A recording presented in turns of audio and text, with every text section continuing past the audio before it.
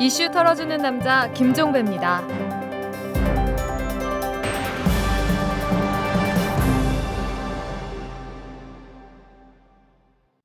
여러분 안녕하십니까? 11월 5일 화요일에 보내드리는 이탈남입니다. 자, SNS 한 뉴스로 문을 열도록 하겠습니다. 오마이뉴스의 박정호 기자 나오셨네요. 안녕하세요. 네, 안녕하세요. 네, 시작할까요? 네.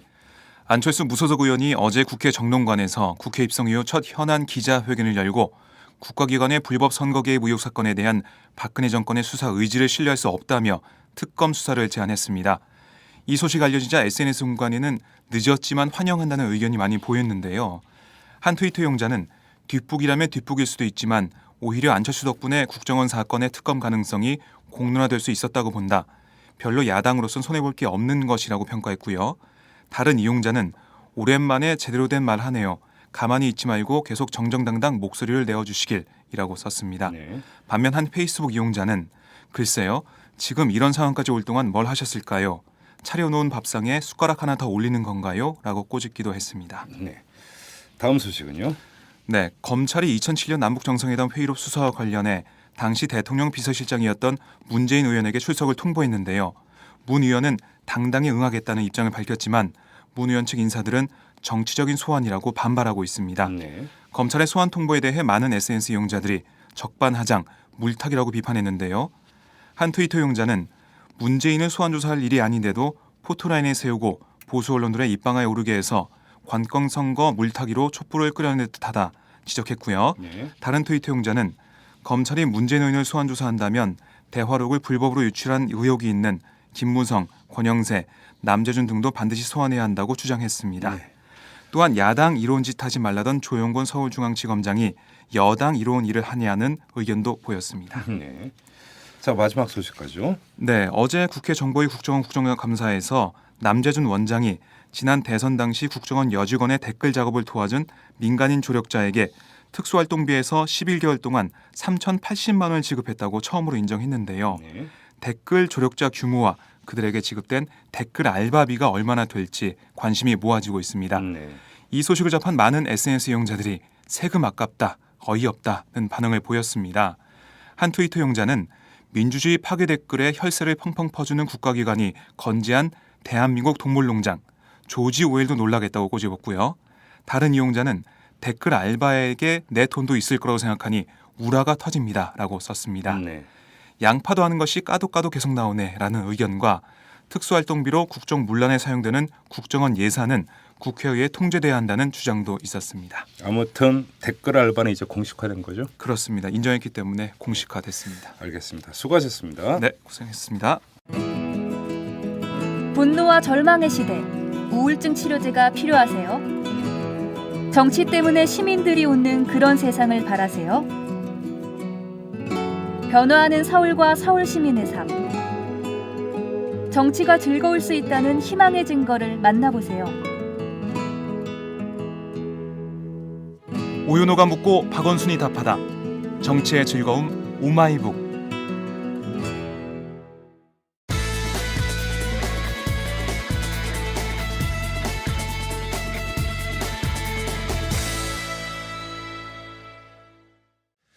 네, 안철수 의원이 어제 기자회견을 열어서 국가기관의 대선 개입 사건에 대한 특검 도입을 강력히 요구를 했습니다. 그러면서 이 사건은 특검 수사에 맡기고 정치는 삶의 정치에 집중하자 이렇게 제안을 했는데요. 자, 오늘은 이 문제를 집중적으로 알아보도록 하겠습니다.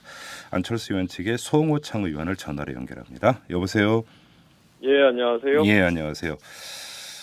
일단 특검 도입과 관련해서는 저희가 일전에 금태섭 변호사하고도 한번 인터뷰를 했을 때 이제 같은 주장을 하신 바가 있었는데 예. 지금 나오는 반응 중에 이런 반응이 있어요. 좀 너무 늦지 않았냐 이런 예. 반응이 있는데 어떻게 보세요?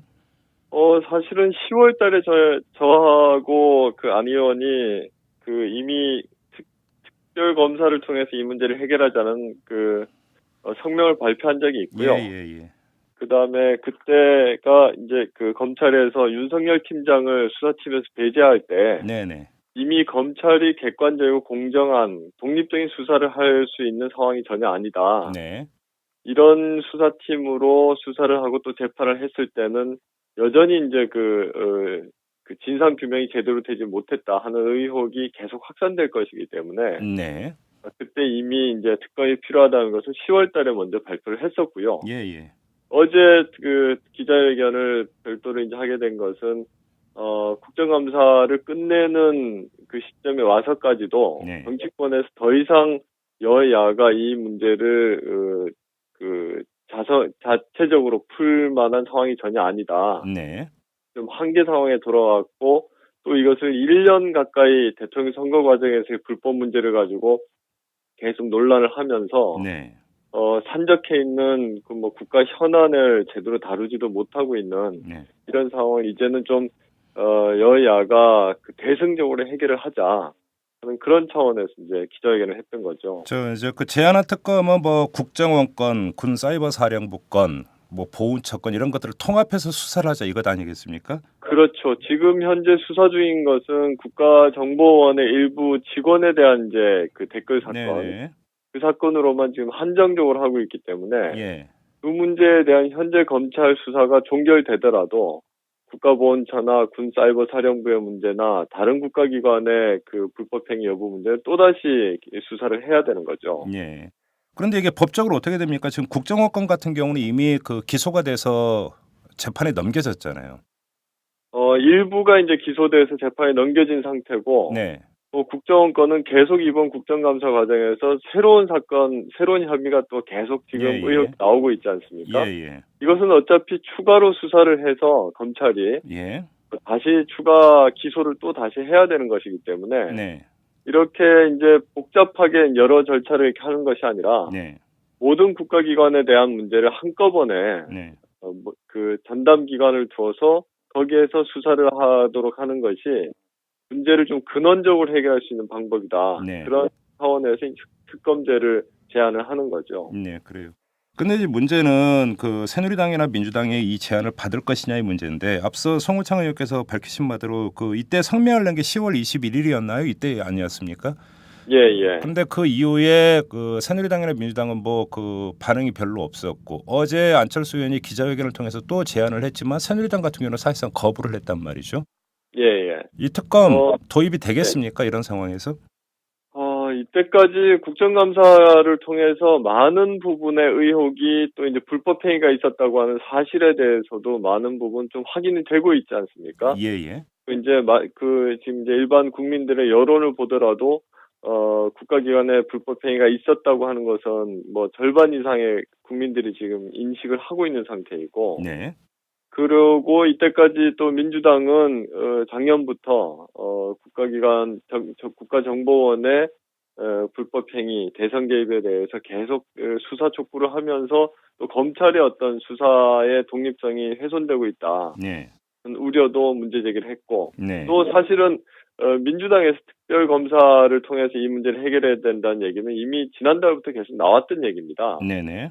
게다가 지난주에는 또 민주당의 초선 의원이 전체가 성명을 내면서 특별검사를 통해서 이 문제를 해결해야 된다는 네. 내부에 이제 성명까지 나온 적이 있고, 네. 그래서 아마 민주당은 당장에는 어제 이제 국정조사를 하면서 국정원에 대한 이제 국정조사도 있었기 때문에 그 결과 등을 보면서 좀 신중하게 지금 판단을 하려고 하는 것 같은데, 네. 아마 민주당은 특별검사 제도에 대해서 동의할 거라고 생각하고요. 네. 할 수 있을 거라고 생각하고, 예. 문제는 새누리당이고 정부 여당인데, 네. 정부 여당의 지금 입장이 상당히 반헌법적인 그런 발언들이 많이 나오고 있습니다. 예를 들어서 어떤 겁니까?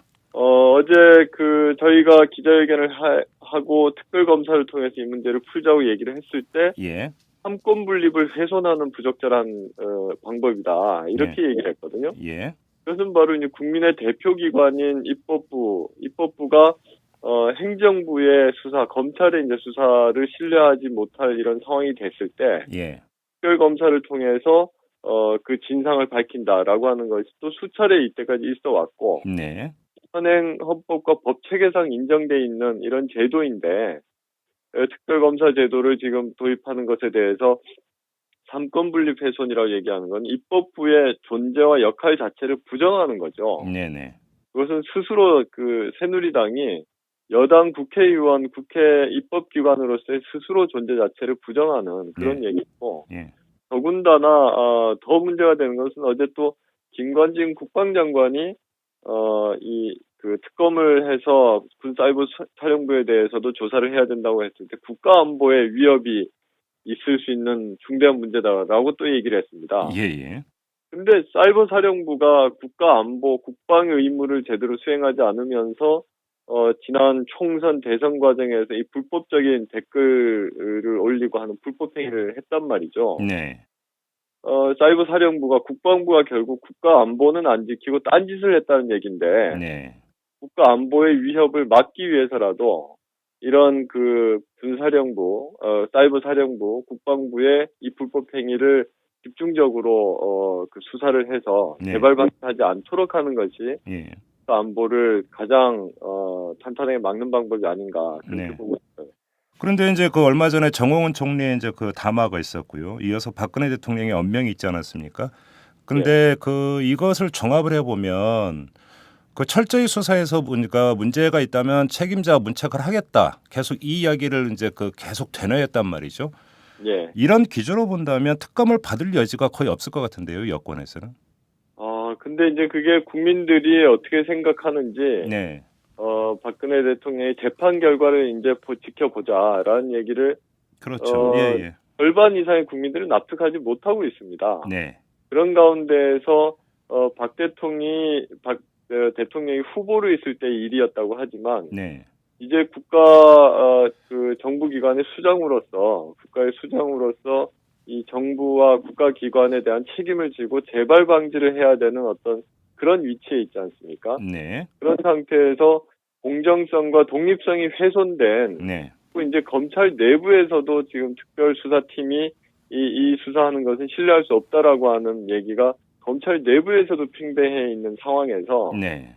검찰이 수사한 결과를 보고 또 그것을 기초로 해서 재판의 결과를 보고 판단하자라고 네. 하는 재판 결과가 어떤 식으로 나오든지 간에 네. 결과는 신뢰성이 떨어지게 되죠. 예. 그러면 문제를 해결하는 것이 아니라 아마 이건 더 키우게 될 거고 네. 그렇게 된다면 이 재판 결과가 나오고 나서 또다시 국가기관의 불법행위, 선거 개입 문제가 또다시 논란이 될 거기 때문에 예.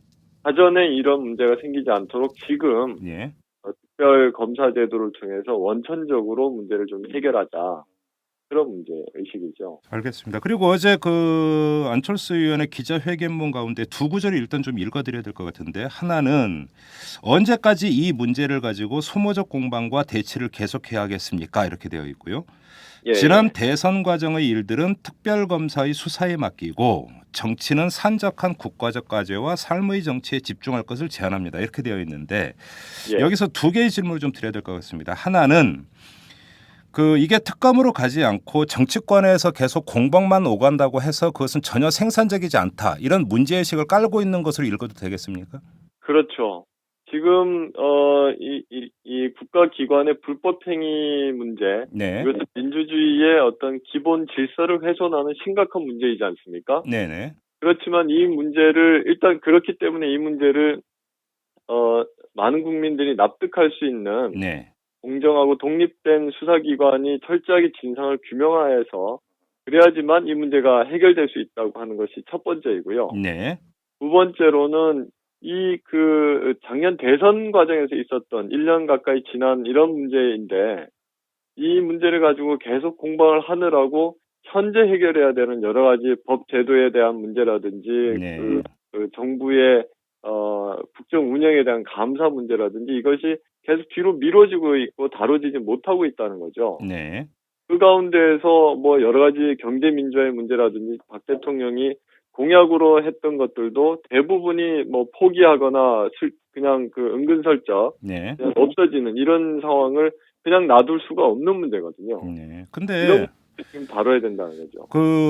민주당 입장에서는 약간 서운한 평가일 수도 있기 때문에 제가 여쭤보는 건데요. 무슨 이야기냐면 여야 공방이 있었지만 예. 국정원이 대선에 개입을 했고 군사이버사령부가 대선에 개입했다라는 것은 사실 민주당이 밝혀낸 것 아니겠습니까? 그렇죠. 예, 그렇게 본다면 이거는 그러니까 우리가 일반적으로 이야기하는 정쟁 이런 성격보다는 지금 민주당은 팩트 싸움을 해오고 있었다라는 건데 그것들을 어떤 소모적인 공방으로 그냥 다 일괄해서 그렇게 평가를 해야 되는 문제냐 여기에 민주당은 서운할 수가 있거든요. 어떻게 생각하세요?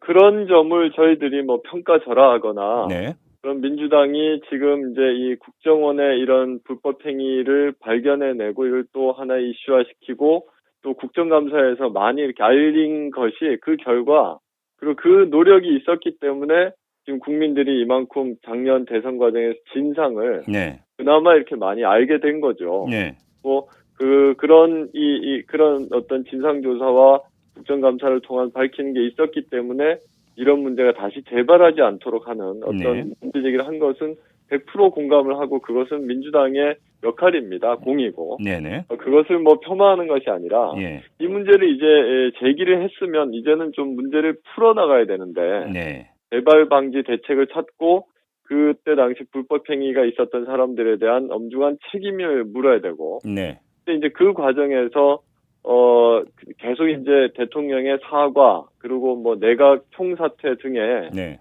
이런 이제 여당 정부 여당이 수용할 수 없는 어떤 그런 요구를 하는 데서 이제 그 전략적이거나 전술적으로 네. 이제 그 문제를 매듭 지을 수 있는 방법을 찾는 데에서 네. 너무나 이렇게 해법이 보이지 않기 때문에 거기에서 어떤 새로운 해법을 이제 찾아야 된다. 네. 그 중에 하나로 지금 특검 제도가 하나의 해법이 되지 않겠느냐라고 하는 것을 제안하는 문제이죠. 근데 이게 좀 논리적으로 보면은 자, 그러면 민주당도 안철수 의원이 제안한 특검을 받는다고 한번 가정을 해보죠. 그러면 국회에서 특검법안을 관철을 시켜야 되지 않겠습니까? 그렇죠. 그러면 특검법 관철을 위해서 다시 공방과 대치가 계속될 수도 있지 않습니까? 그것이 지금 그 공방이나 대치가 지금 이제 하나의 법안을 가지고서는 뭐 불가피할 텐데 네. 그것은 모든 입법 과정이 다 이제 거쳐야 되는 불가피한 과정이기 때문에 네. 그런 과정을 거쳐서 어느 정도의 합리적인 안을 도출하도록 이제 만들어내는 것이 정치권의 현재 역량인 거죠. 근데 여권이 안 받아들일 것 같으니까 그러니까 드리는 질문입니다.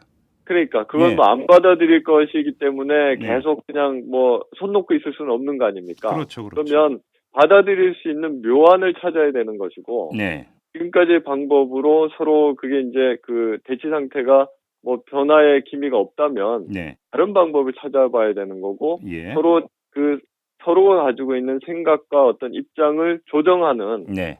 그런 어떤 변화가 좀 있어야지만 네. 문제를 풀 수가 있겠죠.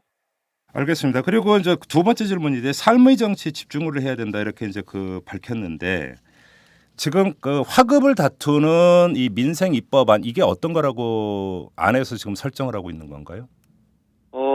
특정한 뭐 어떤 거라기보다는 지금 한두 가지가 아니죠. 예.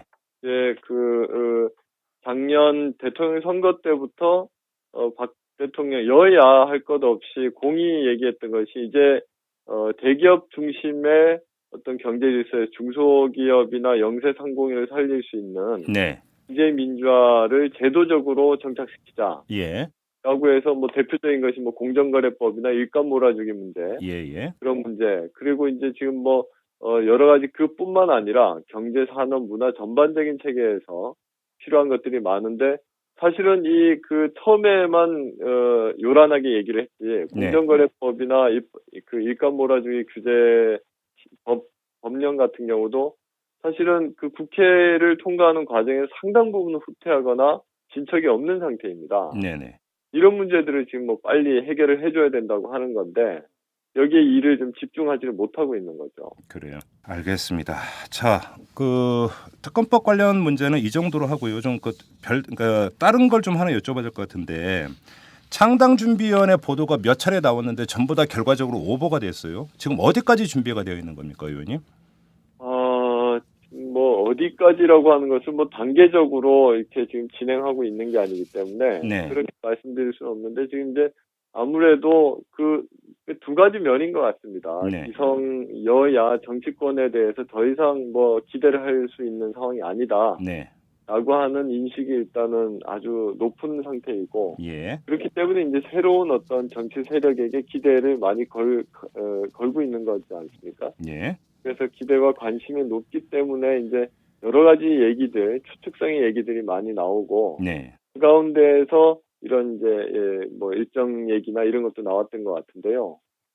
저희들이 이제 기존 과거에 많이 뭐 성공한 사례도 있습니다만 실패한 그 정당의 설립 과정을 네. 특히 아주 좀 깊이 있게 좀 저희가 들여다 보면서 네. 그런 실패 전체를 좀 밟지 않기 위해서 좀 애를 많이 쓰고 있는 중이고요. 네.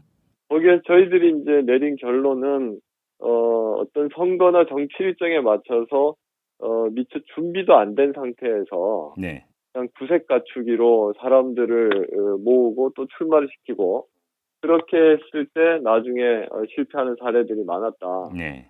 그래서 저희들은 지금 이제 일단 우리가 하려고 하는 어떤 정치적 비전 네. 그것이 이제 대한민국의 미래 비전이 될 테고 구체적인 각 분야별 정책이 될 텐데요. 네. 그것을 먼저 만들어서 많은 그 전문가들 또 일반 시민들과 공감할 수 있는 여러 가지 이제 그 기간을 좀 거치고 네. 그 과정에서 이런 비전과 정책을 정치적으로 실천할 수 있는 그런 사람들을 같이 모으자 해서 지금 이제 두 가지를 같이 병행하고 있는 중입니다. 그럼 바로 그 두 가지에 대해서 그러면 구체적으로 짧게 한번 여쭤보겠습니다. 미래 비전 같은 경우 예. 성안 작업이 상당 부분이 진행이 된 상태입니까? 거의 이제 기본 골격은 작년 대통령 선거 과정에서 저희가 그 어느 후보보다 제일 먼저 네. 안철수의 약속집이라고 하는 것으로 네네네. 전체적인 비전과 분야별 정책의 기본 틀은 만들어져 있는 상태죠. 네. 그래서 이제 보다 더 정교하게 빈틈없이 좀 점검을 하고 네. 또 구체화하는 과정이 지금까지 있었고요. 네. 그리고 그걸 통해서 각 분야별로 그 전문가들과 그다음에 이제 정치적으로 이 정치를 새로 하려고 하는 예. 이런 여러 사람들을 계속 만나고 또 조언을 구하고 그러고 있는 중입니다. 지금 뭐 기자들이나 이런 보도를 보면은 그 인물난을 겪고 있다. 뭐 이런 이야기가 계속 나오던데 그 점은 어떻습니까? 인물난을 겪고 있는 건 전혀 아니고요. 네. 저희들이 사실은 아직 본격적으로 여러 사람들을 이렇게 만나고 그렇게 하는 것보다는 이 정책이나 비전을 다듬고 네. 내부에서 토론하고 하는데 좀 더 집중을 하고 있는 중입니다. 그래요. 예. 사람을 만나면 우리는 기성 정치권과 어떻게 다루고 앞으로 뭘 다르게 할 거다라고 하는 것을 얘기를 해야지 사람을 이렇게 같이 할 사람들을 모을 수 있을 거 아니에요. 예. 그런 차원에서 지금 만나고 있는 거고요. 예. 조만간 이제 그 내용물이 좀 완성 단계에 이르면 네. 본격적으로 여러 사람들을 좀 함께 모을 생각입니다. 그 지금 좀 전에 의원님께서는 뭐 선거를 의식해서 당을 급조하는 일은 없을 거다 이렇게 이제 말씀을 하시긴 했는데, 그러니까 거듭 확인차 이 질문 한번 드려보겠습니다. 내년 6월에 지방선거가 있지 않습니까? 예. 그리고 7월에 이제 그 재보궐선거가 있고요. 예. 자, 그러면 그 아무리 이제 그 급조 이런 건 안 한다 하더라도 정치를 하게 되면은 일정표라고 하는 것이 나오게 마련 아니겠습니까? 그렇죠. 당연히 일정표가 나올 테고 예. 그 당년 선거에서 현실 정치를 하는 입장에서 네. 선거를 뭐 건너뛴다든지 네. 대응을 하지 않을 수는 없는 거죠. 그러니까 지방선거 전에 신당이 출범한다고 봐도 되는 거 아니겠습니까? 그렇게 본다면? 아니요. 근데 이제 어떤 그 조직적 형식과 방법으로 네. 그리고 어느 정도 범위에서 우리가 선거에 참여할지 네. 그 문제는 이제 주체적인 우리의 역량과 네. 객관적인 조건, 상황이 어떻게 만들어지는지에 따라서 수많은 변수들이 있기 때문에 예. 그것을 미리 언제 어떤 방식으로 한다라고 이제 미리 발표를 하고 얘기를 할 필요가 없다는 거고요. 네. 그건 아마 이제 책임 있는 어떤 우리가 준비되는 대로 네. 거기에 맞는 책임을 지을 수 있도록 선거 대응을 할 계획입니다. 마지막으로 이 질문을 드리고 마무리하도록 하겠습니다. 지금 언론 보도나 이런 데서 그 이야기가 많이 나오던데 안철수 손학규 연대설 이거는 소설입니까 아닙니까? 아직까지 안 의원이 손 대표를 그 지난번 무슨 행사에서 네. 행사장에서 공개적으로 만나고 난 이후에 별도로 뭐 만나거나 그렇게 한 적은 아직 없습니다. 아 그렇습니까? 그러면 이래서 뭐 같이 가기 위해서 무슨 뭐 이야기 의견이나 이런 걸 나눈 바가 전혀 없다 이런 말씀이신가요? 그렇죠. 아무래도 이제 그 손 대표가 추구하시는 거나 네. 저희들이 지금 추구하고 있는 것이 야권의 새로운 리더십이 필요하다. 네. 그것을 통해서 이제 좀 정치권이 정말 제대로 신뢰받는 어떤 변화와 개혁을 스스로 만들려고 하면 네. 민주당 내부에서의 개혁만 그 내부에 국한된 개혁만으로는 부족하고 네. 야권 전체의 어떤 리더십을 세우는 그런 차원에서 이제 해야 된다 네. 하는 이런 점 여러 점들이 이제 유사한 생각들을 가지고 있으니까 예.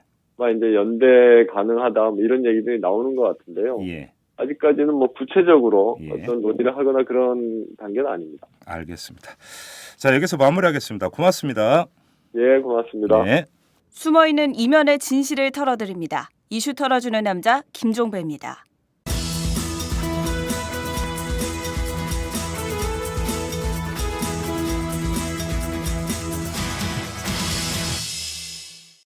네, 매주 화요일에 보내드리는 사장톡 시간입니다. 자, 그 두 주인공이십니다. 민주당의 서영교 의원 나오셨습니다. 안녕하세요. 안녕하세요. 네, 그리고 오마이뉴스의 장윤선 정치전문기자 나오셨습니다. 네, 안녕하세요. 안녕하세요. 왜 안녕하세요 서영교입니다. 왜 안 하세요? 그 트레이드 마크 이 방송 들으시는 분들은 안녕하세요. 경실련이 뽑은 국정감사 우수위원 맨 위에 두구두구두구두구. 등록된 서영교 인사드리겠습니다. 아, 이거 박수 쳐야 돼. 아니 까딱 서씨인데 왜 잘못하다가 제일 첫 번째예요? 안태편이 생길 수도 있어요. 기억 니은 디귿 리을인데. 잘해서 그런 거 아닐까요? 아, 잘해서. 법사위를 제일 먼저 올렸고요. 아. 거기에 이제 서 씨가 제일 먼저라서 올라갔는데 여기서 이 얘기 더 네. 끌면 네. 안 되니까 끊겠습니다. 자, 이제 그 의원님은 그 국정감사 끝나셨죠? 네, 끝났습니다. 개인적 일정은 지금 어제 이제 근데 정보위원회가 있었고 네. 또 이 청와대를 상대로 하는 운영위원회가 언제죠? 14일이요. 14일. 이요. 이제 그걸로 끝나는 겁니까? 아니요. 저희는 수요일부터 결산이라고 있습니다. 예. 그래서 법제처, 그러니까 저희 산하기관을 다 결산을 하는데요. 네. 하루에 2곳씩. 예. 그러니까 또 쉬지 않고 결산을 하는 거죠. 예. 결산은 그동안 했던 일 예. 중에 예산이 편성되었는데 잘 됐는지 못 됐는지. 네, 네, 네. 예. 그러니까 예를 들면 요번에 저희가 한 작년까지 150억 정도 네. 검찰에 영상 녹화실이 있어요. 네, 네, 네. 이 조사를 받을 때 영상 녹화해라라고 하는 것을 만들어 달라고 많이 얘기를 해서 150억 정도까지 들여서 곳곳에 일선에 만들었는데 실제로 이용률이 저조했습니다. 와. 예, 그래서 사실 요번에 이제 저도 경실련이 뽑은 국가무수위원 거기에 그 내용이 들어있더라고요. 아 그래요? 그래갖고 영상 녹화실을 제대로 활용하지 않은 부분. 그러니까 그쪽에서는 그걸 크게 생각했던 것 같은데요. 그러니까 조사를 받는 사람들이 거짓 조사도 많이 받고 강압에 의한 것도 받고 그래서 제가 이제 법을 발의했는데 피해자가 요구할 때 조사받는 사람이 요구할 때 참고인이 요구할 땐 녹화해라 이렇게 했는데 그게 만들 때는 예산을 확보하려고 많이 애를 쓰다가 그다음에 잘 안 써서 예를 들면 그거 같은 경우 이제 결산을 하면서 문제 제기를 하게 되는 거죠. 네. 이런 식의 결산을 결산 과정이 남아 있는 거고. 한 3일 정도 또 6개 기간. 또 끝나면 또 인사청문회 해야 될 거 아닙니까? 그렇죠. 예, 인사청문회는 11일, 12일에 감사원장 예. 그리고 13일에 검찰총장 이렇게 네. 있습니다. 바쁘시군요. 네, 바쁩니다. 오늘은 감사원장 그 증인 채택 관련해서 네. 여야가 첫 기싸움을 한번 하는 날입니다. 1시 반에. 네. 그래서 아마 중계가 되지 않을까 이렇게 생각하고요. 예. 저희는 증인을 누구 초청했냐면요. 초청이 아니라 요구할 거냐면요. 감사원장을 내정하는데 연락했다고 한 김기춘 예. 청와대 비서실장, 예. 그다음에 홍경식 민정수석, 예. 김기춘 마산, 홍경식 마산, 황찬현 감사원장 내정자 마산 인맥의 감사원장 아니냐라고 하는 질의는 꼭 필요하다. 그래서 증인으로 오늘 요구할 겁니다. 나오겠어요, 근데? 그거는 자꾸 그렇게 묻지 마시고요. 나와야 하지 않나요? 내용이? 그럼요. 네, 나와야 하기 때문에 나와야 한다로 하게 될 겁니다. 알겠습니다. 근데 만약에 안 나오게 되면 어떤 뭐 아니 여러분은 김기춘 비서실장은 비서실장 수준이에요. 네. 그러니까 예를 들면 국회 운영위가 있으면 청와대 비서실장을 중심으로 비서관들이 나와요. 네. 네. 그런 것처럼 국회는 모든 것을 다 할 수 있는 거기 때문에 뭐 박근혜 대통령 나오라는 것도 아니고 김기춘 비서실장은 인사 문제 가장 큰 중심 뭐 요즘 기춘 대원군이 있기 때문에 나와야 하는 장본인입니다. 그러니까 대원군이시기 때문에 네. 그래서 물어보는 거죠. 그래서 안 나올 때는 문제 제기가 돼야 되는 거죠. 그러니까 뭐 예컨대 안 나오면 네. 어떤 무슨 뭐 벌칙 조항이라든가 뭐 이런 게 있냐는 거죠. 그거는 이제 여야가 간사간에 협의를 해요. 나오는 걸로 돼 있는데 안 나올 때는 문제가 되죠. 벌칙 조항이 있고요. 근데 나오지 부를 거냐 말 거냐. 그렇죠. 근데 이제 여당이 네. 그것을 하지 않으려는 거죠. 나오겠어요가 아니라 여당이 안 부르려고 하거나 이러면 협상이 어려워지니까 여야 합의하고 나면 무조건 나와야 됩니다. 알겠습니다. 자, 이제 국감 이제 거의 이제 끝자락에 와 있는데, 근데 끝자락에서 사실은 그 피크점을 찍는 두 개, 어제 이제 그 정부의 국감, 국정원을 상대로 하는 국감이 있었어요. 네.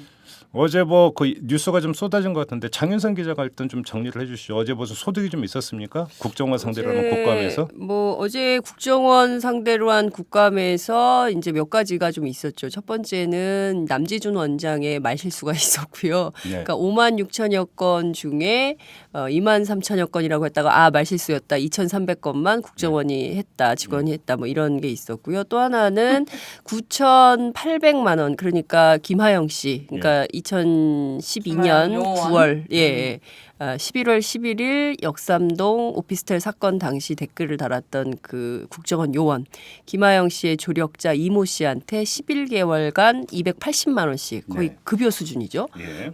급여 수준의 돈을 지급했었다. 그 총액이 3,080만 원이다. 이런 사실을 국정원이 최초로 네. 시인을 했던 일이 있었고요. 예.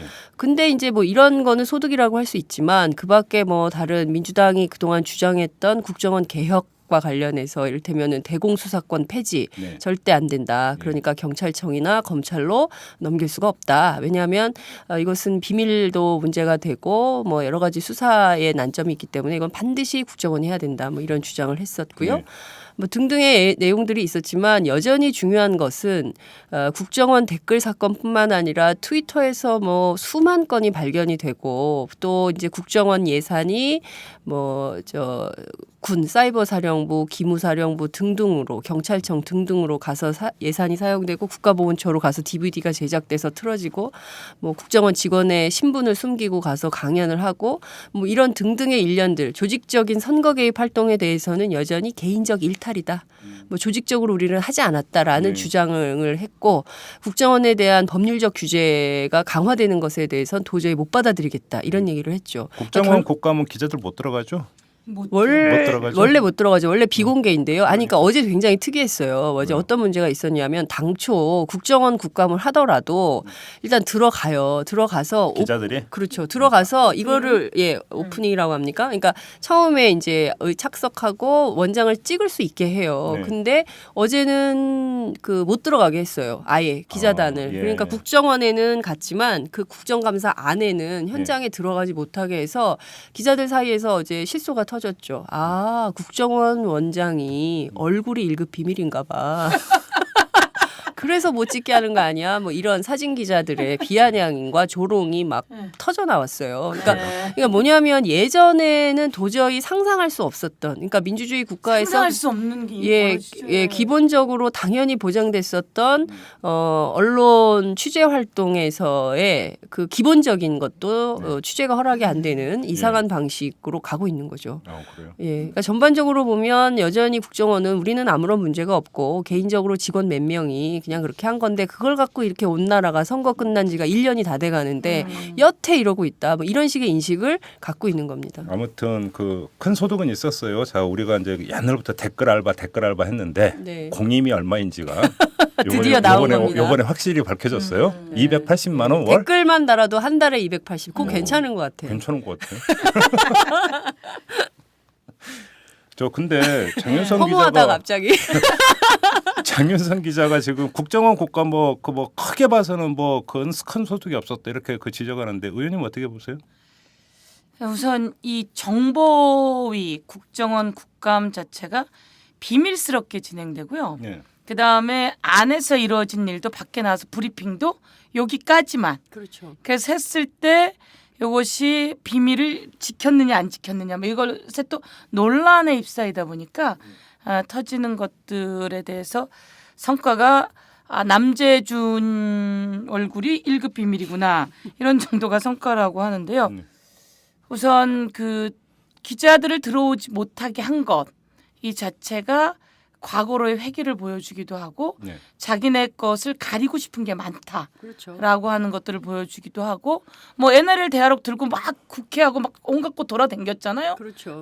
돌아다닐 땐 언제고 이제는 감싸고 숨기고 그리고 뭔가가 나왔을 때 또 다시 그러니까 예를 들면 국정원 직원 3명이 체포됐을 때 그 3명을 다시 돌려달라고 하잖아요. 네. 그래서 그 데리고 가고 그래서 검찰이 대혼란이 나오고 이거는 이제 국정원이 해나갔던 것들에 대해서 차곡차곡 얼마나 과거로 회귀하고 있는가가 서서히 여기저기에서 스며들듯이 예. 나오고 있는 것. 처음에 국정원 요원의 댓글이라고 하는 얘기가 사실 민주당 제기였잖아요. 예. 그렇죠. 그러다 보니까 민주당 하나의 이야기고 저거 대선에 도움되려고 해. 뭐 이런 얘기도 있었던 반면에 이제 곳곳에서 아 이것에 문제가 있다라고 제기되는 부분에서는 참 큰 성과인 것 같고요. 그리고 아까 말씀드렸듯이 지금 이제 장윤선 기자가 얘기한 2,333건 네. 이것만 자기네 직원이 한 거다 이렇게 네. 얘기를 했잖아요. 네. 근데 2,333건을 제일 먼저 얘기한 사람은 윤상현이에요. 새누리당의 윤상현. 맞아요.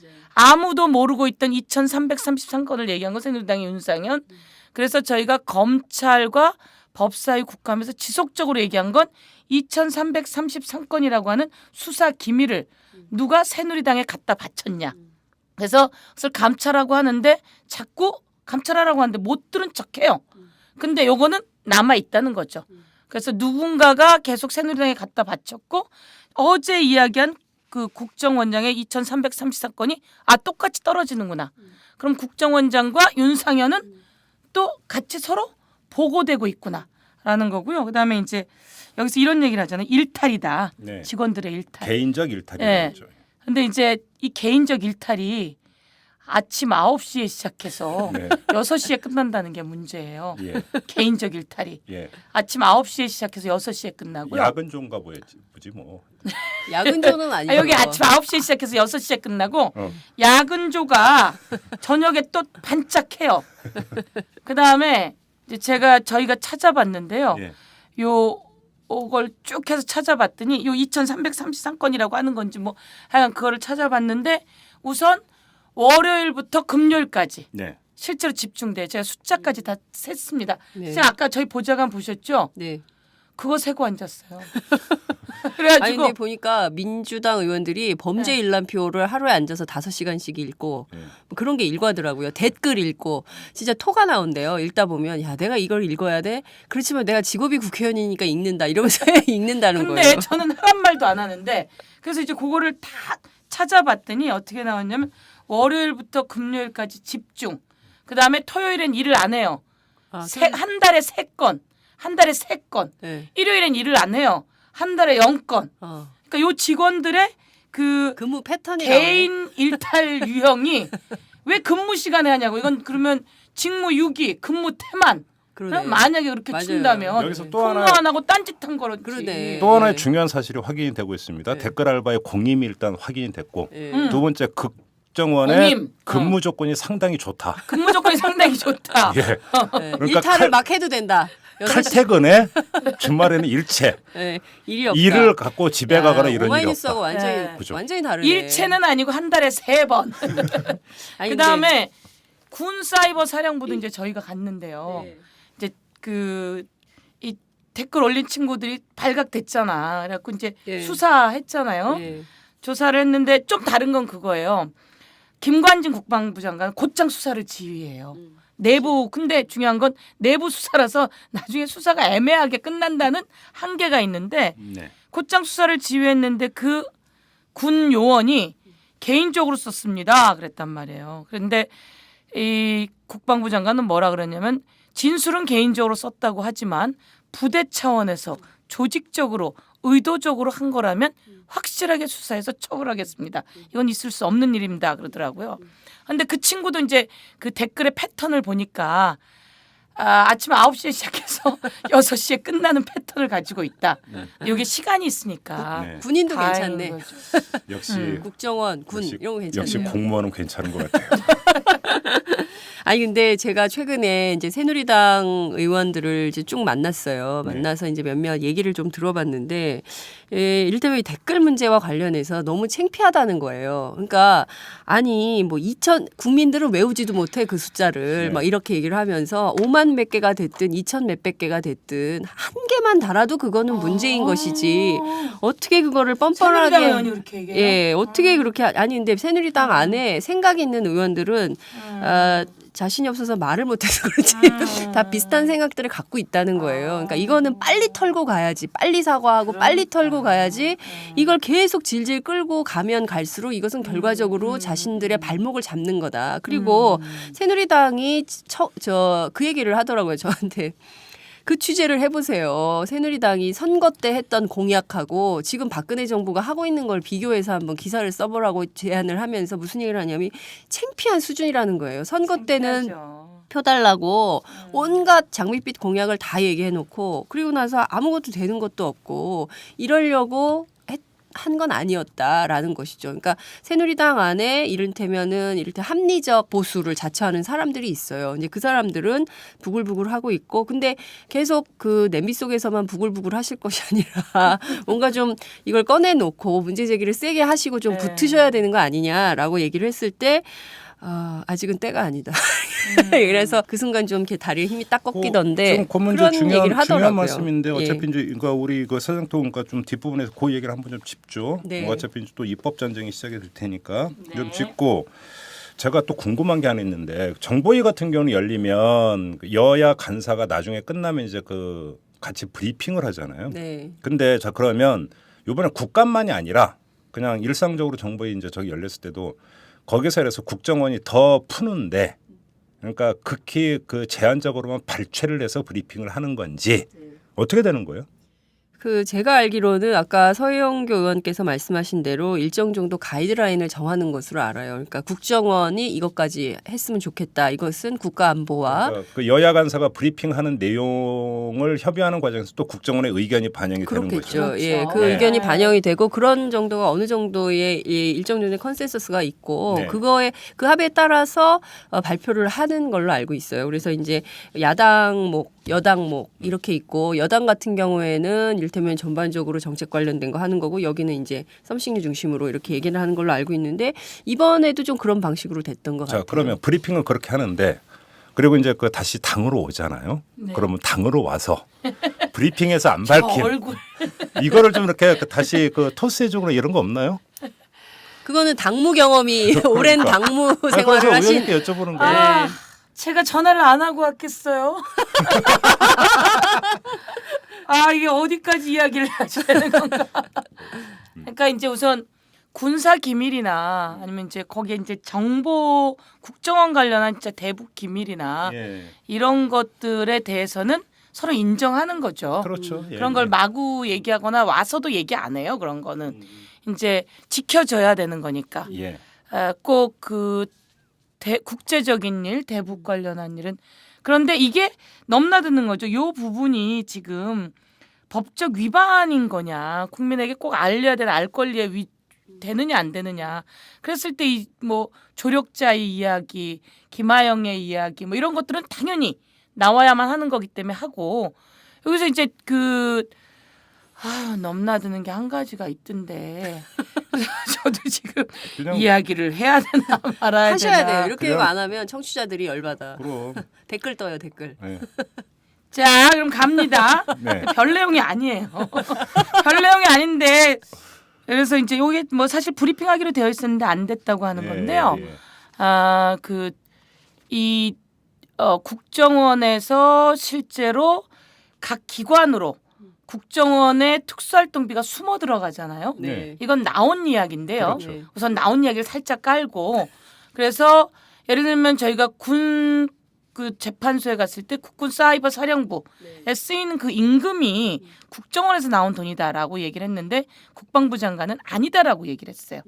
근데 그 돈이 실제로 국정원에서 나오는 돈이거든요. 네, 네. 사이버 그래서- 사령부 임금도. 그렇죠. 그래서 사이버 사령부가 만들어진 게 2010년이에요. 네. 이명박 때 막 만들어진다고요. 근데 사이버 사령부에 누가 있었냐면 이종명이 있었어요. 국정원에 이종명. 네네네. 이종명이 근무를 하다가 이제 또 국정원으로 가잖아요. 네. 그래서 서로 연계하고 있다. 네. 연계했다. 서로 주고받았다도 어제 남재준이 한 말이에요. 그것이 사실 브리핑이 됐고요. 그다음에 두 번째는 이제 2011년에는 30억, 12년에 42억, 13년에 55억, 2014년에는 64억 정도가 책정돼 있다는 거죠. 임금으로. 임금으로가 아니라 하여간 군 사이버 사령부에 쓰일 돈으로. 네. 그러면 이제 우리가 그때 지적한 건 이 임금이 바로 군 요원과 뭐 이런 친구들이 쓴 돈이 거기서 나온 거 아니냐. 거기 비용이 거기로 쓰이겠죠. 당연히 임금으로. 이거는 지금 처음 나오는 얘기 같거든요. 그러니까 저희가 요구했는데 얘기 안 했죠. 국방부 장관은 계속 아니라고 했고 그때 제가 이제 물었는데 아니라고 했고요. 왜냐하면 국방위에서는 그 얘기가 나왔고 옥도경이 진술을 했단 말이에요. 근데 아니라고 했고 그래서 국방부 장관도 모르는 내용이었던 거죠. 밑에 있는 돈이 군사이버 사령부의 돈이 국정원에서 오는 걸 국방부 장관도 모르고 있었던 거예요. 그게 말이 되나요? 근데 뒤에 회계했던 사람도 아닙니다. 우리 돈입니다. 이렇게 얘기를 한 거예요. 그 사람은 거짓말. 그랬을 때 이제 그렇죠. 그랬을 때 박영선 위원장과 박지원 대표가 우리가 정보위 몇 년씩 했거든요. 그러니까 박영선 위원장은 6년 했거든요. 그럼 정보위에 와서 군 사이버 사령부의 예산이 어떻게 쓰였는지는 국방부에서 보고하지 않고 정보위에 와서 보고를 하는 거예요. 그러니까 어제 나온 이야기 중에 하여간 요 이야기 중에 연 4천억 정도, 5년 동안 4천억 정도가 경찰로 가 있어요. 네. 네, 그건 그러면 나왔죠. 예, 네. 그러니까 그 돈도 마찬가지로 경찰이 네. 책정된 이 네. 돈은 경찰 행안위에서 결산 보고를 하지 않고요. 아까 말씀드린 결산 보고는 이거는 정보위 가서 하는 거죠. 이런 것처럼 국정원의 비용이 곳곳에 쫙 있으면 이 비용을 받아서 쓸 때는 누구 눈치를 보겠어요. 국정원 눈치. 국정원 눈치를 당연히 보지요. 그렇죠. 예. 그러면 국정원이 당연히 한 달에 문건을 약 900건 가량 씁니다. 그래서 900건 가량을 각 부처로 보낸다는 거예요. 그러면 이 중에 하루에 한 45건 정도의 문건이 생성되죠. 그럼 이제 이 문건에 관한 것들은 뭐 안보 교육도 있을 수 있고 여러 가지가 있을 수 있는데 사실 이제 그런 것들이 어제 이제 새로 나온 이야기 중에 하나 와서 따로 이야기하나요? 중에 하나가 이제 이건데 예, 그래서 이 부분은 그러면 매일 그리고 한 달에 수백 건, 1년이면 수만 건이 각 부처로 전달되는구나. 각 부처에는 국정원의 비용이 숨어 있는 비용이 있구나. 그럼 이 비용은 가외로 쓰이는 것이고, 그럼 국정원 사업의 일환으로 쓰이는 것이고, 그럼 국정원 사업이 댓글 사업으로 그 정치적 개입을 많이 했다면 이것이 곳곳에서 이루어졌을 가능성이 아주 많다라고 하는 이야기인 거죠. 그러면 그 총 지난 5년간 2008년부터 2012년까지 국정원이 그러니까 뭐 기무사령부, 사이버사령부 등등 해가지고 1조 5천억인가요? 그렇죠. 6천억인가요? 라는 돈을 썼는데 이 돈 안에도 지금 말씀하신 임금 부분이 다 그 사이버 사령부에 들어간 뭐 한 해 얼마씩 편성돼 있다는 지금 말씀하신 그 내용이 다 여기에 포함된다는 들어가는 거죠. 그렇게 유추되고 어제 이제 그러면 국정원이 상당히 조직적으로 지난 대선에 정부 각 부처를 다 동원해서 선거에 개입한 것으로 볼 수도 있겠네요. 좀 뭐예요? 취재예요 여기서? 아니 갑자기 막 궁금증이 폭발했어요. 그러니까 지금 뭐 서영교 의원께서 정리를 해주신 대로 지금 각 부처에 국정원 돈이 들어갔고, 네. 그래서 그 쓰임새가 이루어졌다면 그것이 군 사이버 사령부로 한정이 되는 게 아니라 또 대선 개입한 곳이 다른 곳도 같은 메커니즘에 의해서 이루어졌을 개연성. 그러니까 이제 그것을 예. 저는 이렇게 보는 거죠. 그러니까 이 얘기도 그 전까지는 안 한 이야기예요. 네.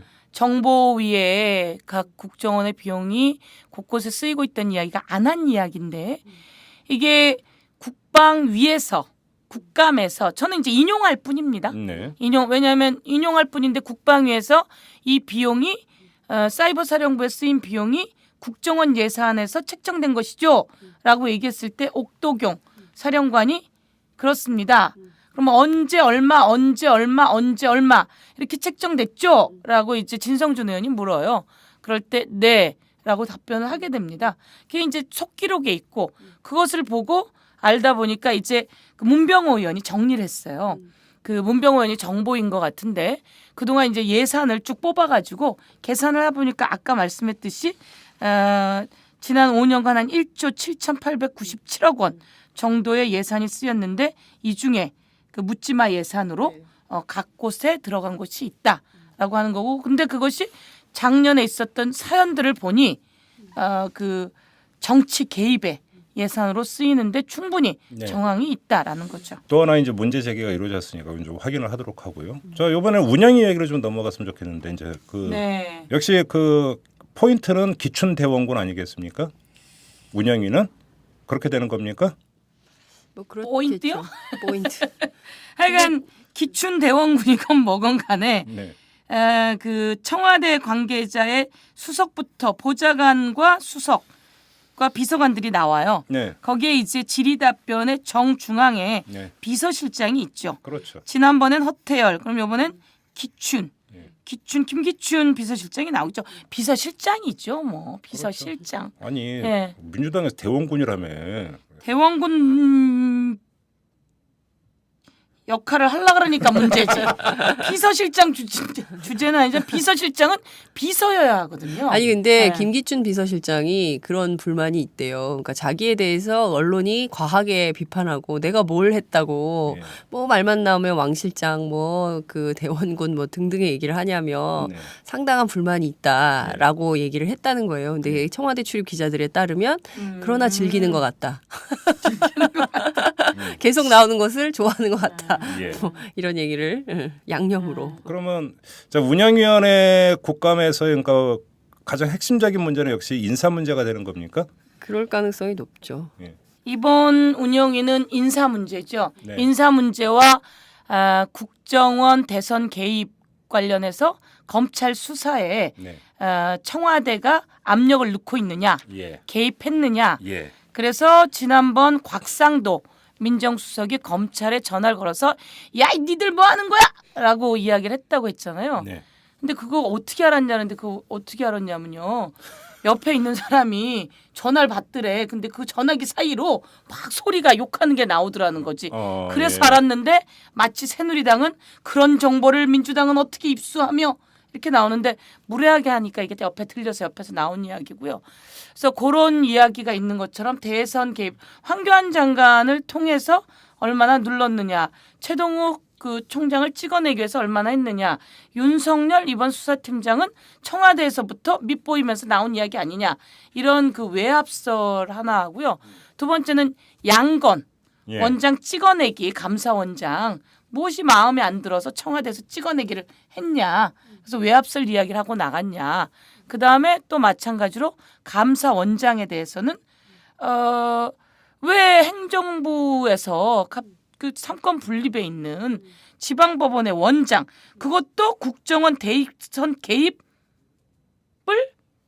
지금 수사하고 재판하고 있는 서울지방법원의 원장을 감사원장으로 뽑아 올릴 때 왜 김기춘 비서실장의 은혜처럼 전화를 하고 얘기하느냐, 언제 검증을 요구했느냐, 이런 것도 중요하고, 김진태 검찰총장 마찬가지로 경남 출신이거든요. 그리고 김기춘 비서실장과 특수관계다라고 하는 이야기가 있는데, 뭐 김기춘 라인 만드는 거냐, 뭐 이런 식의 문제점들. 근데 사실 김기춘 비서실장은 김진태 총장 문제나 감사원장 문제나 다 자신은 그 인연이 없다. 그리고 자기가 법무부 장관 할 때 초임 검사한 사람들을 내가 어떻게 아느냐. 그런 얘기를 했어요. 그래서 그 관련성에 대해서는 이미 그 소명이나 해명을 한 걸로 보이는데 저는 좀 굉장히 궁금한 게요. 이번에 그 문제가 됐던 게 그 비서실장이 통보해줬다라는 걸로 화제가 된 거 아니에요. 근데 감사원장. 네, 감사원장. 네. 근데 실제로 누가 통보를 해주나요? 장관이나 뭐 이런 감사원장이 됐다, 당신이 후보자가 됐다라는 사실을 누가 통보해줘요? 장관을 안 해보셨죠, 의원님? 모르나? 전화 안 받아봐서? 그 장관을 안 해봐서 그건 모르는데 제가 이제 뭐 청와대 춘추관장을 이야기할 때는 홍보수석이 전화를 하더라고요. 같이 일해볼래요? 그래서 네. 갑자기 왜? 그랬더니 싫어요? 그럼 놔두고요. 그러더라고요. 아니요, 그때. 뭐 이랬겠죠. 그래서 좀 시간 주면 네 그러려 그랬는데 바로 그냥. 바로 그래서 그러니까 그렇게 하는데 이번도 비서실장이 하는 게 맞을 수도 있어요. 그래서 제가 그러니까요. 잘은 모르겠는데 현명철 인권위원장 때도 허태열 음. 비서실장이 연락했다 그러고 이제 그럴 수 있는데 중요한 거는 검증은 누가 얘기를 해서 동의했으며 그렇죠. 그러면 지금 뭐 비서실장이 감사원장을 이야기할 때 비서실장의 통보 서열인지 그것까지는 잘 모르겠어요. 그러니까 비서실장급이 더 위인지 아래인지 왜냐하면 비서실장이 그 감사원장보다 2단계 아래예요. 한참 아래죠. 감사원장이 네. 10위권 안에 들고 비서실장은 훨씬 아래. 그렇죠. 감사원장은 7순위거든요. 국가서열상. 예, 감사원장이 국가서열상. 예. 그럼 7순위면 이게 비서실장 통보가 맞는 건지 제가 보기엔 그건 좀 봐야지 될 것 같아요. 그래서 그게 감사원이 국가행정부에 관한 대통령 건데. 직속이죠. 대통령 직속. 대통령 직속이니까 그러면 대통령이 직접 통보해야겠네. 그렇죠. 네. 그렇게 하거나 네. 그 자기의 뜻이라며 정중히 그 요구가 돼야 될 때는 그러니까 한 번 더 해야 되는 거죠. 그러니까 이것도 뭐냐면 저희가 그 지방법원 할 때 계속 물었어요. 누구에게 통보받았냐? 네. 언제 검증에 동의했냐라고 물을 때 이 황찬영 지법원장은 그건 제가 말씀드릴 사안이 아닌 것 같습니다. 이렇게 하고 몇 번을 빠져나갔죠. 근데 이제 정말 노련한 박지원 대표님이 대한민국에는 만인 지상 뭐 1인지야 만인지야. 2인지야 만인 뭐 지상이란 이야기가 있습니다. 그 중에 한 명이 기춘대 원군이에요. 이렇게 얘기를 하는데 갑자기 전부 다 깜짝 놀란 거죠. 아 저렇게까지. 근데 지금 어디에서 통보받지 않았다. 누구로부터 얘기 듣지 않았다라고 하면 지법원장은 그 사람의 눈치를 보고 있다는 이야기입니다. 그렇죠. 김기춘의 눈치를 보고 있다는 이야기입니다. 그래서 지금 말해야 그게 아닌 거가 밝혀집니다. 그래서 김기춘한테 통보받았습니까? 그랬더니 네 이렇게 된 거예요. 근데 이제 지금 말씀처럼 그렇게 할 때는 김기춘의 통보가 아니라 대통령의 뜻과 이렇게 공식적인 절차를 밟아서 와야 제가 보기에는 그 제대로 된 절차인데 그렇지 않았을 때는 아이고 감지덕지 이런 모양으로 가면 삼권 분립이 안 되고 이거 진짜 창피한 거 아닌가요? 그러니까 근데 정말. 그런 문제를 떠나서 아니 현직 판사가 그러니까요. 그렇게 바로 직행을 직행을. 이게 언제부터죠? 이게 효시가 누군가 지금 기억이 잘 안 나는데 아무튼 이건 좀 진짜 좀 문제가 좀 심각한 것 같아요. 기자들은 굉장히 많아요. 정치부장하다가 예. 정치권으로 바로 직행하는 케이스들이 꽤 많죠. 그러다가 잘된 케이스는 별로 없고요. 없고요. 네. 네. 그러니까 그러니까 그냥 장윤생 기자는 기자의 본분에 충실하세요. 아니 저는 뭐 누가 오란 말도 안 하지만 가고 싶은 마음도 없어요. 기다려 맨날 보세요. 조지다가. 내가 잘 크면. 근데 이 이제 서울지법원장이 저희가 다 그 전까지 좀 봐야 하는데요. 네. 2012년 12월에 이성보 서울지법원장이 있었어요. 예. 이성보 서울지법원장이 국민권익위원장으로 옵니다. 아 예. 네, 그래서 12월 선거가 끝나고 발령을 받아갖고 와요. 서울지법원장 자리가 비어요. 예. 그래서 이것을 제가 구체적으로는 기억이 안 나는데 이제 서기석 원래 지법원장이 가면 제가 보기에는 지법 자리를 뭐 특허 판사나 아니면 가정법원장이 같이 하거나 이러는 것 같아요. 이제 서기석 당시에 그 또 하여간 그 지법에 뭐를 맡았던 분이 서울지법원장으로 그래서 2013년 4월에 또 발령이 나서 옵니다. 그래서 같이 겸임하나 그래요. 근데 또 이분을 2013년 4월에 헌법재판관으로 또 발탁을 해요. 그때도 사실은 문제가 많았어요. 그러니까 법원에는 평생 법관제. 그래서 밑에 기수가 올라가도 벗지 않고 정말 법관으로서 사법권 독립을 위해서 한다. 이걸 도입한 지 얼마 안 됐는데 또 여기서 이 사람을 뽑아갖고 헌법재판관으로 또 데리고 갑니다. 그러니까 이 자리가 또 비잖아요. 비어서 이 황찬현 이 사람이 당시에 뭐였냐면 가정법원장이었어요. 가정법원장이 두 구직을 겸임하게 됩니다. 그러니까 겸임하면서 이제 빈 자리가 있었던 거죠. 계속 비워요. 그리고 겸임해가지고 지금 6개월이 됐어요. 그럼 10월이란 말이에요, 지금이. 그러니까 10월 전에 이 검증엔 동의했을 가능성이 높죠. 그러면 이게 얼마 동안은 마음이 떠갖고 콩닥콩닥 할 것이고 그리고 당분간은 자리가 비었고 그러니까 서울지법이 자리가 원장 자리가 계속 비어 있는 거예요. 야 서울중앙지법원장이 행정부로 가는 마지막 비상구군요 이게. 비상구구나. 예. 근데 저는 네, 좀 금방 문제 제기하다 비상하는 기구. 근데 저는 그 중앙지법원장 하다가 국민권익위원장으로 갔다고요? 네, 그렇죠. 근데 저같이 세상 물정을 모르는 사람이 볼 때는 중앙지법원장이 끝발이 더 쓸 것 같은데 권익위원장보다. 그러니까요. 네? 그래서 예를 들면 국민권익위원장을 갖다 법원으로 다시 오긴 어렵고요. 네. 그다음에 감사원장 갖다 법원으로 돌아오긴 어렵죠. 이제 법원은 정리하는 거고 그랬을 때 다시 밖으로 가면 정관 예우는 어마어마하게 되는 거죠. 아, 전관 예우 때문에. 뭐 그런 건 아닌 내가 뭐 그렇다고 얘기하지만 그렇게 될 수밖에 없어요. 그렇게 될 수밖에 없고 그러면 이제 이렇게 되는 거예요. 서울지법원장이 이제 황찬현 지법원장이 감사원으로 갔어요. 근데 중요한 건 이분은 감사원 업무를 해본 적이 없어요. 감사와 관련한 일을 해본 적이 없단 말이에요. 그러면은 이분이 이제 예를 들면 국정원 재판이 있어요. 청와대 김기춘 실장으로부터 통보를 받았어요. 마음에 대한 일정한 그 부담을 갖고 있겠죠.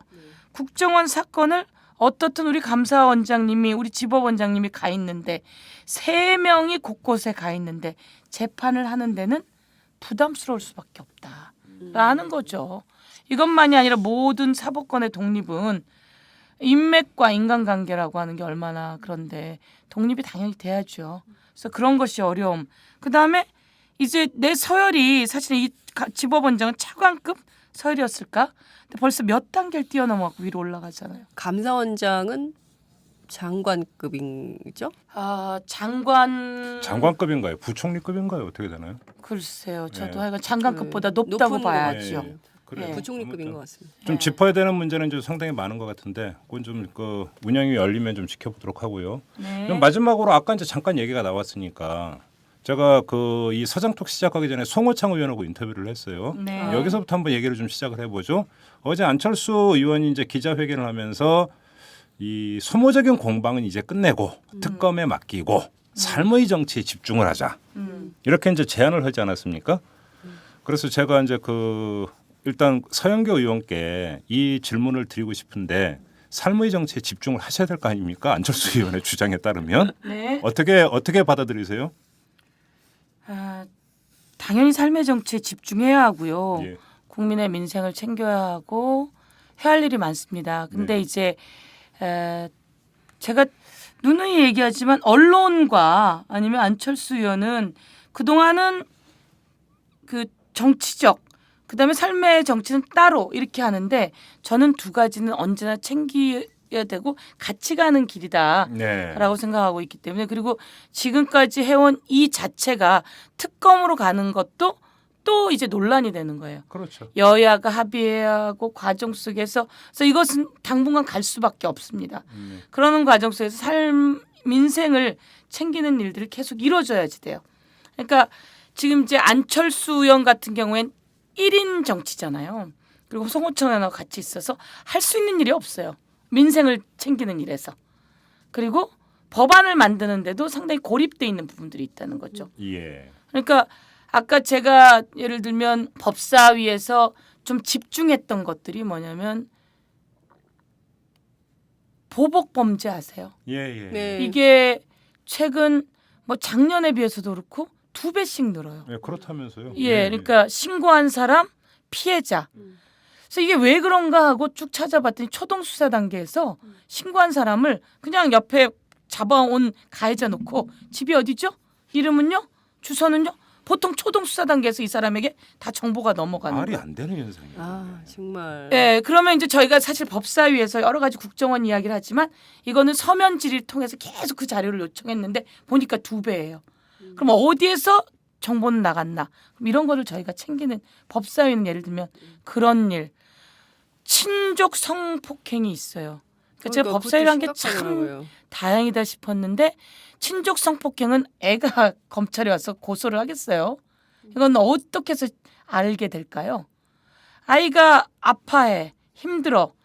그러다가 이 선생님이나 아니면 뭐 어린이집 선생님이나 아니면 엄마가 애를 데리고 해바라기 상담센터 같은 데 가는 거예요. 그렇죠. 상담을 하다가 이거 아빠에 의한 거군요. 갑시다. 그래서 고소고발을 하게 되는 거예요. 근데 이 아이는 아빠가 계속 눈에 밟히고 엄마가 얻어맞는 게 기억난단 말이에요. 진술을 번복해요. 무서워서. 예. 이거 이제 제가 왜냐면 자료를 달라 그래서 어떻게 된 건지 좀 찾아보거나 저희 방은 정말 그런 분들로 차고 넘쳐요. 삶의 정치를 하고 계시네. 예. 그래서 그런 경우에는 제가 이제 얘기를 하는 거죠. 아까는 초동 수사 단계. 아, 의원님 알겠습니다. 이런 거에는 정말 법무부도 딱 얘기를 듣고요. 두 번째, 친족 성폭행이 10명이 고소하면요. 3명이 불기소해요. 왜요? 아, 그래요? 예. 왜요?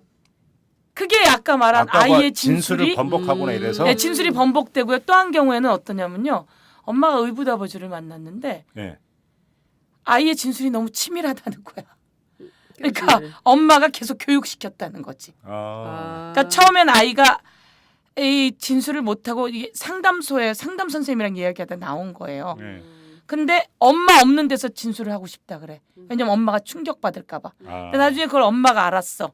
그러면서 하면서 이 아이의 진술이 너무나 치밀하대. 그래서 또 안 돼.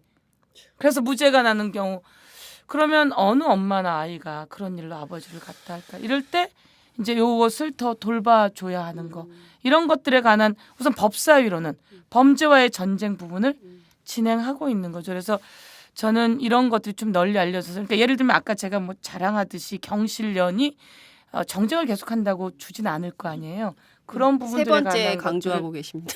아니 그러니까 그런 것들을 보고 알려주는 것도 되게 중요해서 맞아요. 그래요. 예. 그러면 제가 장윤선 기자한테 그러니까 지금 어차피 그 제기되는 문제는 아까 이제 새누리당 의원들이 그런 얘기 했다고 했잖아요. 예. 대선 공약을 한번 훑어봐라. 네. 얼마나 그러니까. 후퇴하고 있는지. 예. 다른 사람이 아니라 새누리당 새누리당 의원이. 예. 자 그러면 경제민주화와 복지 공약 네. 있었잖아요. 네. 자 민주당은 여기에 대해서 지금 그 전략이나 대책을 세우고 있습니까?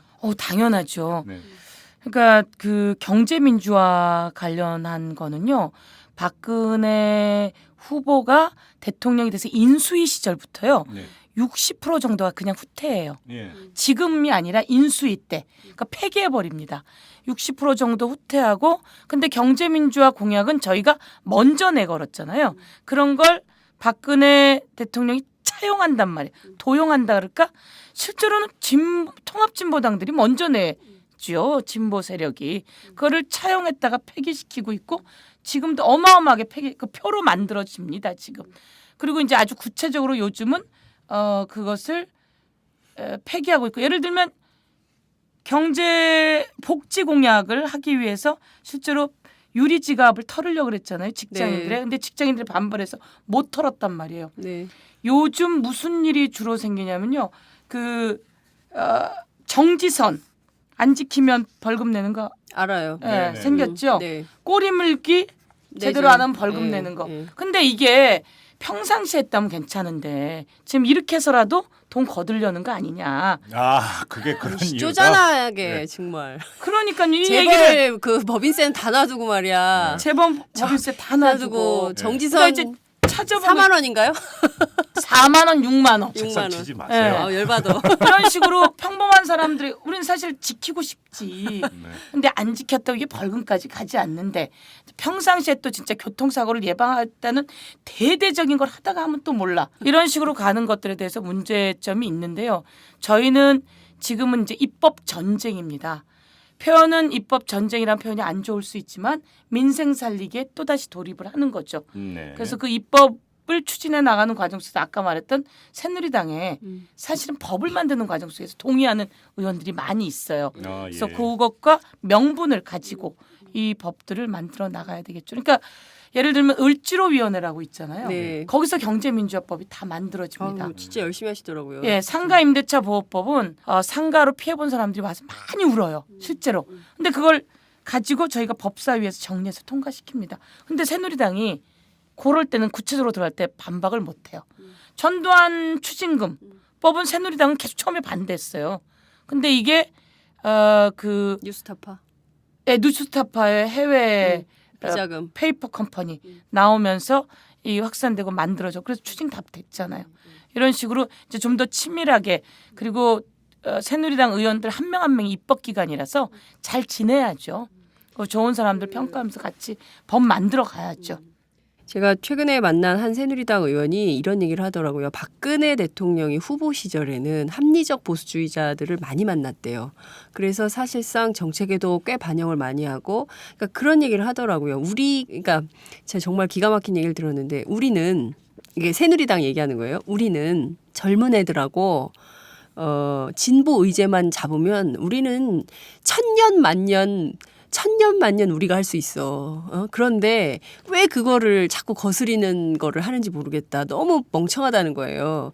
그러면서 이제 하는 얘기가 선거 때는 합리적 보수주의자들을 굉장히 내세우고 정책에도 반영을 하고 이랬지만 인수위 시절 딱 돌입하면서부터는 거의 안 만났대요. 그러니까 인수위 시절부터 한 번도 박근혜 대통령을 만나거나 전화가 오거나 이러지 못했다는 거예요. 그러니까 완전히 인해장막에 쌓여가지고 만나질 못했고 그러니까 그와 관련된 정책들을 만들었던 사람들은 완전히 다 진영 장관을 비롯해서 사람들이 다 이제 그렇죠. 찌그러져 있는 거다. 이제 이런 얘기를 하고 있는데요. 어찌됐든 새누리당 안에서 이런 그러니까 이런 흐름이 있는 것은 좀 나름대로 그러니까 그들의 노림수는 제가 아까 말씀드렸던 대로 천년만년 정권을 연장하는 것이 목표이겠으나 나름대로 이런 합리적 생각을 하고 있다는 것은 긍정적 신호로 해석을 할 만한 대목이라고 보고요. 저는 아까 안철수 의원 관련해서 좀 몇 가지 얘기를 좀 하고 싶은데 해도 되나요? 시간이 지금 시간이 많이 흘렀으니까 예 짧게 3분 드리겠습니다. 3분이나 주십니까? 아유, 감사합니다. 이거 뭐 그렇게까지 필요 없는데 하는 데까지. 1분 지났어. 아니 근데 저는 이렇게 생각해요. 어제 이제 그 소모종 정쟁을 끝내고 삶의 정치에 집중하자 이런 얘기를 했는데 저는 안철수 의원이 굉장히 자기 자신을 객관화하고 있다고 생각을 하는데 그렇다면 본인은 어디에 발을 딛고 서 있는 것인가에 대해서 좀 분명히 할 필요가 있다 이제는 이런 생각이 좀 뭐 신당도 만들다고 하는 판에 그런 것 없이 계속 자기는 무슨 관전평을 하듯이 바깥에서 양쪽에서 막 싸우고 있는 사람들 사이를 무슨 화해시키려거나 조정하려는 조정자 역할로 하는 것은 좀 옳지 못한 태도가 아닌가라는 생각이 좀 들고요. 특히 이제 특검과 관련해서는 실기한 측면이 있어요. 그러니까 본인들 말로는 민주당 초선 의원들이 진즉에 얘기하지 않았냐. 그러니까 그 안을 받아서 함께 보태겠다는 뜻도 반영돼 있는 것이다라고 백그라운드 브리핑에서 설명은 하고 있습니다만 구체적으로 따지고 보면 지난주에 법원이 검찰의 공소장 변경 허가 신청을 받아들이지 않았습니까? 따라서 이것은 그러니까 어찌됐든 법원과 검찰이 의지를 갖고 하고 있는데 와서 특검해야 돼 이렇게 떵 치고 나면 지금 하고 있는 수사팀이 물론 이제 사실상 다 와해돼가지고 할 수 있는 것이 많지 않다.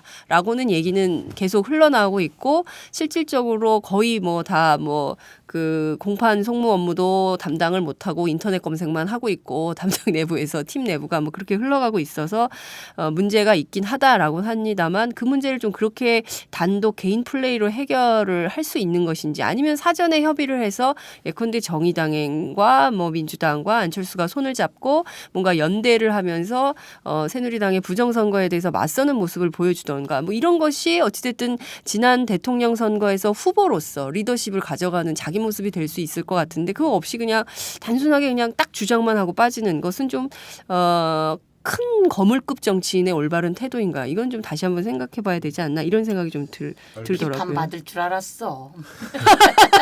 저기 이제 시간이 많이 흘렀으니까 제가 서영기 의원께 마지막으로 이 질문을 드리고 마무리를 하죠. 지금 그 먹고 사는 문제와 관련해서 당장 현안으로 떠오른 게 지금 그 노인 기초연금 이것이 지금 그 청와대 차원에서 결정된 것을 국회에서 다시 제동을 걸 수 있는 건지 이 문제하고 무상 보육 있지 않습니까? 그 이제 중앙정부가 예산. 이제 그 부담해야 되는 이 두 가지 어떻게 관철시킬 수 있겠습니까? 민주당에서? 노인 기초연금과 관련해서 저희의 안과 박근혜 후보 시절의 안이 좀 달라요. 달라서 저희는 저희들의 안으로 맞춰서 요구를 하게 될 거고 그렇게 진행해 나갈 거고 그다음에 저희 숫자로는 부족할 수밖에 없어요. 그리고 그래서 새누리당 의원들이 그 부분에 동조해 나가고 동조하길 저희가 요구하고 이렇게 돼야 되는데 어떻든 박근혜 대통령의 지시하에 움직일 것이기 때문에 새누리당이 하지 않을 거고 그래서 저희는 이것을 이슈 파이팅하게 될 겁니다. 근데 저희는 법안으로 내놓고 추진하고 있지요. 그다음에 그 아동 그 복지 무상 보육 이 부분은 실제로 오재세 의원이 발의해서 예. 국가가 지원하는 방안의 내용이 올라와 있어요. 네네. 근데 이 내용은 사실 되게 많은 예산을 필요로 하는 건데 박근혜 후보 시절에 이 사람이 제일 많이 주장해갖고 통과된 거거든요. 네. 그리고 계속 안에서 이제 여야 보건복지부 의원이 다 합의한 거예요. 합의해서 오재세 의원 대표 발의로 올라왔는데 권성동 의원 등이 막고 있어요. 권성동, 김진태. 그래서 권성동 의원이 이 뿜을 받았는지 박근혜 대통령 지난번 해외 출장에 수행하고 또 김진태가 이 뿜을 받았는지 이번에 수행해요. 그래서 하여간 이거는 박근혜 대통령이 무상보육의 뜻이 없다. 정말 뜻이 없어요. 아이들은 국가가 같이 키워줘야 되는 것에 개념이 있어야 되고요. 제가 여기서 한 가지 드리고 싶은 말은 어제 나왔는데 김진태라고 하는 그 국회의원이 국감장에서 일베 사이트를 보고 있는 장면이 TV에 나왔더라고요. 그래요. 그래서 참 질이 낮아요. 그래서 제가 질 낮게 질의하지 말아라는 얘기했더니 아무 말 못하더라고요. 그다음에 한 가지만 더 국감 때 봤던 거에 말씀드리면 우리 서장톡 바로 전에 했던 것 같은 인혁당 관련한 어른들에 대한 배상 문제. 네. 그거 관련해서 실제로 이제 박근혜 후보 시절에 고개를 숙이잖아요. 네. 제가 잘못했고 아버지의 잘못을 인정하고 저희가 보상하겠다. 그리고 나서 1심, 2심에 전부 다 잘 됐는데 3심에서 신현철 대법관이에요. 신영철 대법관. 이게 새누리 쪽 추천이거든요. 그리고 이제 그 사람이 이걸 완전히 바꿔 뒤집어 놓은 거 아닙니까? 그래서 저는 이럴 때는 박근혜 대통령이 고개 숙였는데 보상해야 된다 이렇게 생각하는데 그것에 대한 것도 안중에 없지 않은가. 그래서 걱정이 많습니다. 알겠습니다. 아까 그 장윤선 기자는 뭐 새누리당 의원 중에서도 일부는 뭐 그 공약 후퇴 내지 파기에 대해서 상당히 문제의식을 갖고 있다고 이제 그 전해 주셨는데 문제는 이게 이제 최종 단계는 본회의 표결을 해야 되는 거고 네. 이런 사안은 전부 다 본회의 그 옆에 벽면에 있는 대형 전광판에 네. 찬반 표결이 다 뜨지 않습니까? 네, 네. 새누리당 그러니까 청와대에서 뻔히 그걸 다 체크하고 있을 텐데 무서워서 과연 할 수 있을까? 궁금한데 시간 관계상 그냥 궁금하다 해서 끝내겠습니다. 네. 자. 말을 막네. 오늘 서정톡은 여기서 마무리하도록 하겠습니다. 두 분 수고하셨습니다. 감사합니다. 안녕히 계세요. 네. 다음 주에 뵐게요. 여러분은요 지금 10만이 클럽 회원 김기영 씨가 후원하는 김종배의 이슈 털어주는 남자를 듣고 계십니다.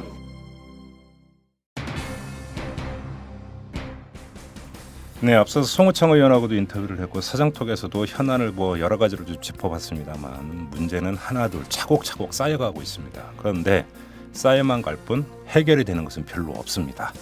이 해결에 가장 중요한 키를 쥐고 있는 당사자인 대통령은 거의 묵묵부답으로 일관을 하고 있고요. 그래서 국민들의 스트레스 지수도 켜켜이 쌓여가고 있는 것 같습니다. 자, 오늘 방송은 여기서 마무리하도록 하겠습니다. 여러분 고맙습니다.